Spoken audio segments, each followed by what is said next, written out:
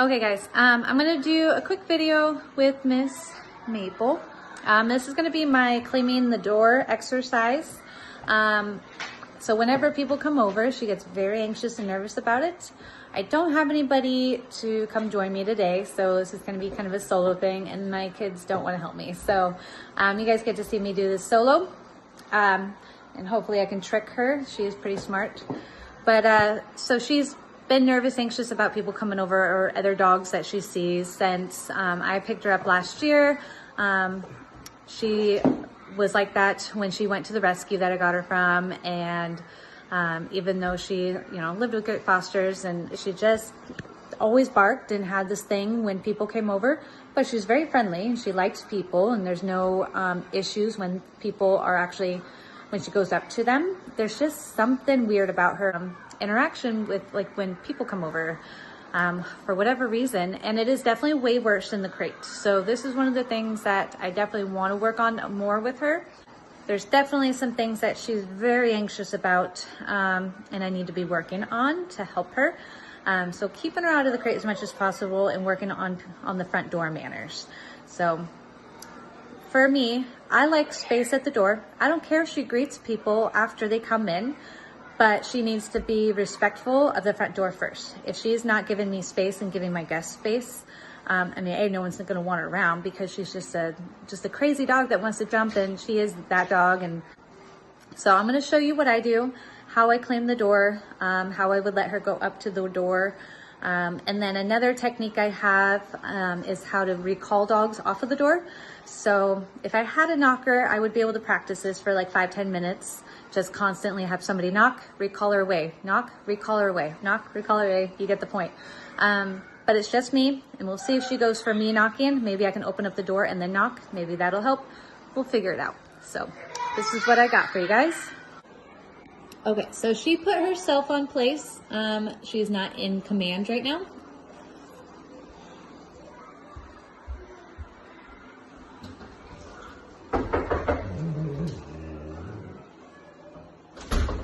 Good job. She didn't do it. Come on. Let's go.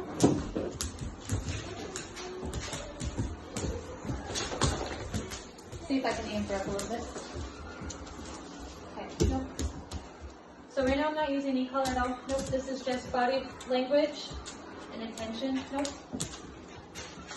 When she comes into my space, I'm going to be asking her to move out. So this is no predator-prey movement. See if you guys can see the full picture. Oops, there it goes. So predator-prey movement, that's kind of how dogs speak. You're either the predator or the prey. Maple, come. Yes, the girl, place. Girl. Down. Good.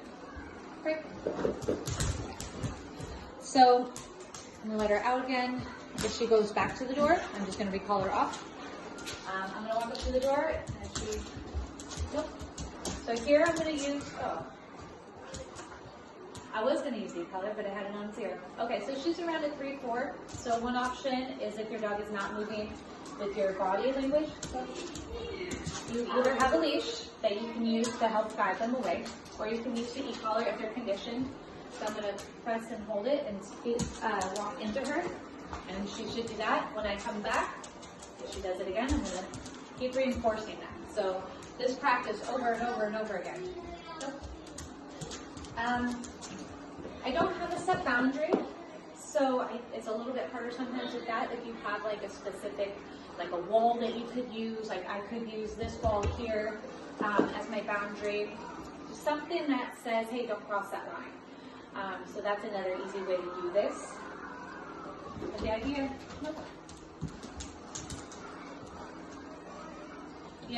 is to be able to just have some space. So if I have a friend come over and come through the doorway, she stays there. She makes her way towards him. I would nope. Just ask for space. So again, body motion. But if you have an Ecollar, you can use the continuous button on their working level. So she's around a 3. So using the 3 to move her out of the way. Good girl. Or you practice recalling them off of the door. So if somebody was to knock and she rushed the door before I could get there, I could call her away, put her on place, or at least call her away and then be in the middle to ask her for space. Like this little maestro.